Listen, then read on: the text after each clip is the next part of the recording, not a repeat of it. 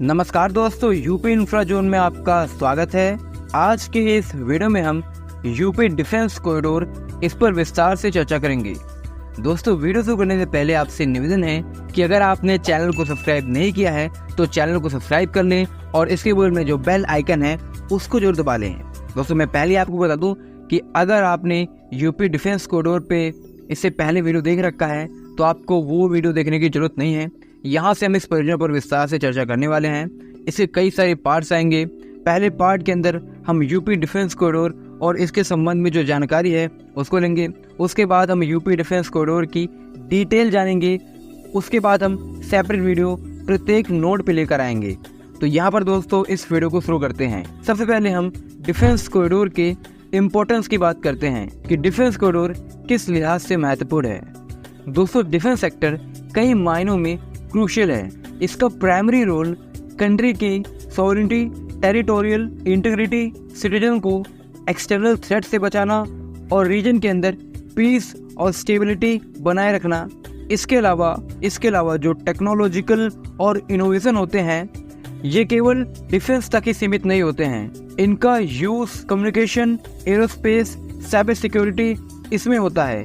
यानी ये research overall multiple sector को फायदा देती हैं। वर्तमान में दोस्तों जो आप इंटरनेट का यूज कर रहे हैं इसको यूएस मिलिट्री के लिए बनाया गया था। यूएस डिफेंस डिपार्टमेंट का advance research project agency network इसके द्वारा इंटरनेट की खोज की गई थी। न केवल इंटरनेट बल्कि GPS, radar, nuclear energy, communicative, aviation, drones, microprocessor, इन सब की खोज मिलिट्री पर्पस से हुई थी। लेकिन धीरे धीरे इनका यूज अन्य सेक्टर्स में भी होने लगा और दोस्तों अब ये बहुत ज्यादा महत्वपूर्ण हो गए हैं। इसके अलावा डिफेंस सेक्टर इकोनॉमिक ग्रोथ का भी काम करता है। इसको हम आगे देखेंगे। यहाँ पर internal stability, balance of power, retaliation, geopolitical, global influence, इन सब के लिए डिफेंस और मिलिट्री का मजबूत होना बहुत जरूरी है। According to the Indian Express 2023-24 में कंट्री की मिलिट्री स्पेंडिंग देखे। यहाँ पर उन 10 कंट्रीज की बात करेंगे जिन्होंने सबसे ज्यादा स्पेंडिंग की थी और उनका कितना परसेंटेज रहा था। तो यहाँ पर इस इंडेक्स में यूएसए टॉप पर है विथ $916 बिलियन के बजट के साथ और इसमें ये टोटल बजट का 3.4% था। वहीं चाइना दूसरे स्थान पर है $296 बिलियन के बजट के साथ जो कि बजट का टोटल 1.7% है। रसिया तीसरे स्थान पर है $109 बिलियन के बजट के साथ जो कि उनके टोटल बजट का 5.9% है। इंडिया फोर्थ पोजीशन होल्ड करता है विथ $83.6 बिलियन बजट और जो टोटल हमारे बजट का 2.4% है जो कि चाइना से ज़्यादा है परसेंटेज के मामले में। इसके अलावा Saudi Arabia fifth position hold करता है विथ $25.8 बिलियन बजट जो कि उनके टोटल बजट का 7% है। वहीं छठे स्थान पे यूके है 74 बिलियन के बजट के साथ। सातवें स्थान पे जर्मनी है, आठवें स्थान पे यूक्रेन है, 9वें स्थान पे फ्रांस है और 10वें स्थान पे जापान है 50.2 बिलियन के बजट के साथ जो कि उनके टोटल बजट का 1.2% है। दोस्तों देख सकते हैं कि ज्यादातर कंट्रीज का जो डिफेंस बजट है ये बहुत हाई है। डिफेंस बजट बहुत जरूरी होता है। अमूमन जब वॉर की सिचुएशन होती है या कोई कंट्री कॉन्फ्लिक्ट जोन में होती है या फिर किसी कंट्री को किसी कॉन्फ्लिक्ट का खतरा रहता है तो वो अपनी मिलिट्री स्पेंडिंग बढ़ाती है। उदाहरण के तौर पर अगर आप यूक्रेन को देखेंगे तो यूक्रेन अपने टोटल बजट का 37% अभी मिलिट्री स्पेंडिंग में लगा रही है क्योंकि अभी रसिया और यूक्रेन के बीच वॉर चल रहा है। तो यहाँ पर दोस्तों बहुत सारे संभावित खतरे होते हैं और फ्यूचर को देखते हुए कंट्रीज जो डिफेंस रिलेटेड उनका बजट होता है इसको बढ़ाती हैं। अगर हम वर्ल्ड की टॉप 10 फर्म की बात करें 2021-22 का जो डेटा है उसके अकॉर्डिंग टॉप पर लॉकहीड मार्टिन जो कि यूएस बेस्ड फर्म है ये टॉप पर है। वहीं दूसरे स्थान पर डियोथॉन टेक्नोलॉजीज ये यूएस की है। थर्ड पे नॉर्थमाउंट ग्रूमन कॉर्पोरेशन यूएसए की। चौथे स्थान पर बोइंग कॉर्पोरेशन यूएसए की। पांचवें पोजीशन पे जनरल डायनेमिक्स कॉर्पोरेशन यूएसए की। छठे स्थान पे बी सिस्टम यूके की। सातवें स्थान पे नॉरिनको चाइना की। आठवें स्थान पे एविक चाइना की। 9वें स्थान पे केस चाइना की और 10वें स्थान पे रोस्टेक रसिया की है। तो दोस्तों मैंने आपको ये दो डेटा क्यों दिखाए हैं परियोजना के बारे में चर्चा करने से पहले, इसका कारण ये है कि आप इस डिफेंस इंडस्ट्री को समझ पाएं कि कितनी विशाल है। इसके अलावा आपको ये भी मैंने बताया कि किस प्रकार यूएस पूरी डिफेंस इंडस्ट्रीज को डोमिनेट कर रही हैं। भारत का कोई भी फर्म टॉप 10 में नहीं है। इवन चाइना भी यहाँ पर धीरे धीरे प्रोग्रेस कर रहा है। अब यहाँ पर दोस्तों देखने वाली बात है कि अगर हम टॉप 50 के इंडेक्स की बात करें, भारत का एकमात्र डिफेंस फर्म इसके अंदर आता है और वो है हिंदुस्तान एरोनॉटिक्स लिमिटेड। और जैसे कि आपको पता है कि भारत को डिफेंस इक्विपमेंट की बहुत ज़्यादा जरूरत है, न केवल डिफेंस बल्कि एरोस्पेस और ड्रोन्स, मिलिट्री इक्विपमेंट, इन सब की जरूरत है इंटरनल स्टेबिलिटी के लिए।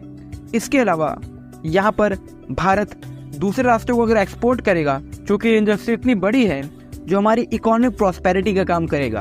भारत डिफेंस सेक्टर में बहुत ही पिछड़ा रहा था कई कारणों से, क्योंकि भारत पहले एक्सपोर्ट ओरिएंटेड डिफेंस करता नहीं था। इसके कई जियोपॉलिटिकल रीजन थे, क्योंकि यूएस नहीं चाहता है कि कोई इस क्षेत्र में आए, या फिर कुछ ऐसी कंट्रीज की मोनोपोली बनी है और वो नहीं चाहते कि और कोई कंट्री डिफेंस रिलेटेड एक्सपोर्ट करे या फिर इस चेन का हिस्सा बने। हाँ, वो इंपोर्ट कर सकती हैं, बट इस मार्केट में आना बड़ा मुश्किल था।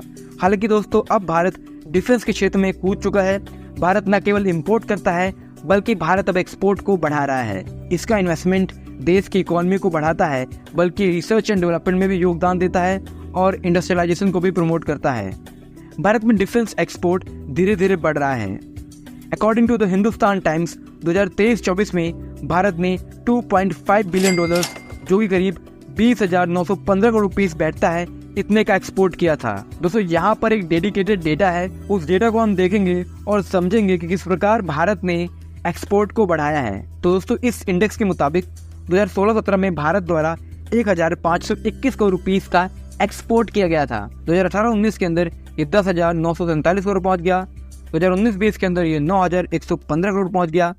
2020-21 के अंदर ये 8,334 करोड़ पहुंच गया और 12,814 करोड़ पहुंच गया। और 2022-23 में ये 15,920 करोड़ पहुंच गया। और 2023-24 में जो अभी लेटेस्ट डेटा है उसके मुताबिक भारत का जो एक्सपोर्ट है इसने 20,000 करोड़ रुपीस का एक्सपोर्ट क्रॉस कर दिया है।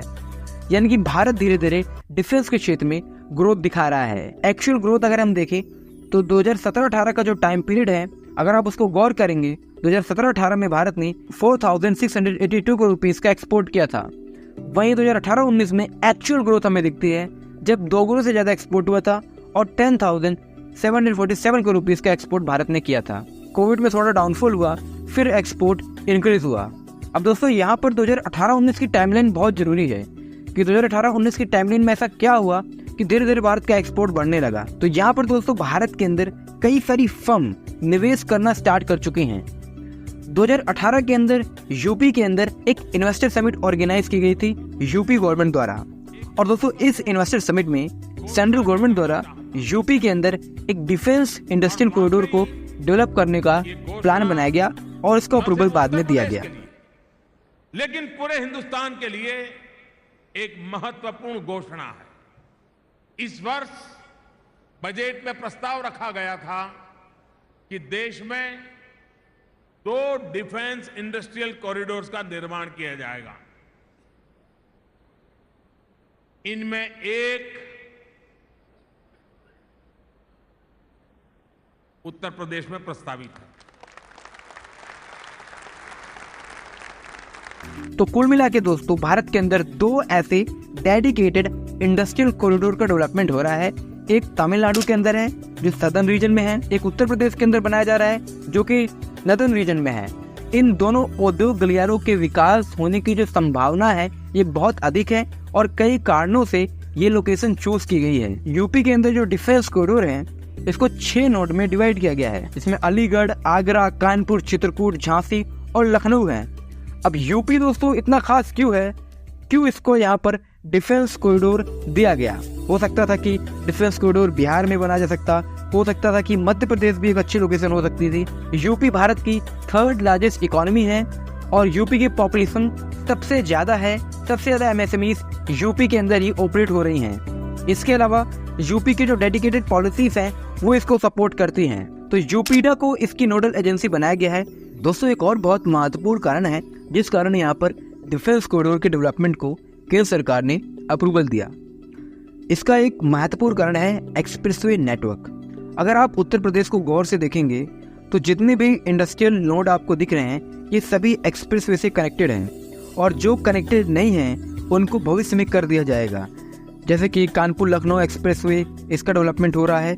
इसके अलावा बुंदेलखंड एक्सप्रेसवे को लिंक एक्सप्रेसवे के माध्यम से जोड़ा जाएगा। तो कुल मिला के जो एक्सप्रेसवे अभी बने हैं और उन एक्सप्रेसवे की इंटरलिंकिंग की जाएगी लिंक एक्सप्रेसवे के माध्यम से। ये एक बहुत ही बड़ा एडवांटेज है उत्तर प्रदेश के पास, जो एडवांटेज ना मध्य प्रदेश के पास है और ना ही अभी किसी अन्य राज्य के पास है। इसलिए नॉर्थ इंडिया के अंदर उत्तर प्रदेश को चुना गया। दोस्तों, ये जो एक्सप्रेसवे नेटवर्क है लगभग उत्तर प्रदेश का हर कोने से भविष्य में कनेक्ट हो जाएगा और जो नोड यहाँ पर चुने गए हैं वो सभी एक्सप्रेसवे से कनेक्टेड हैं और एक्सप्रेसवे से कनेक्शन के साथ साथ इनकी कनेक्टिविटी दिल्ली के साथ है और दिल्ली से ही ये मुंबई और अन्य रीजन से भी कनेक्टेड हैं। और ये दोस्तों एक बहुत ही महत्वपूर्ण कारण बना उत्तर प्रदेश के अंदर इस डिफेंस कॉरिडोर के डेवलपमेंट का।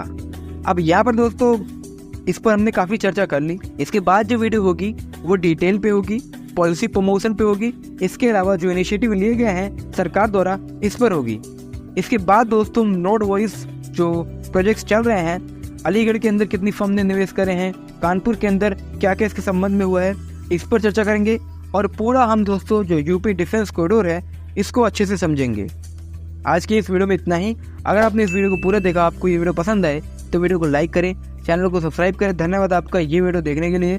मिलते हैं नेक्स्ट वीडियो में। धन्यवाद आपका ये वीडियो देखने के लिए।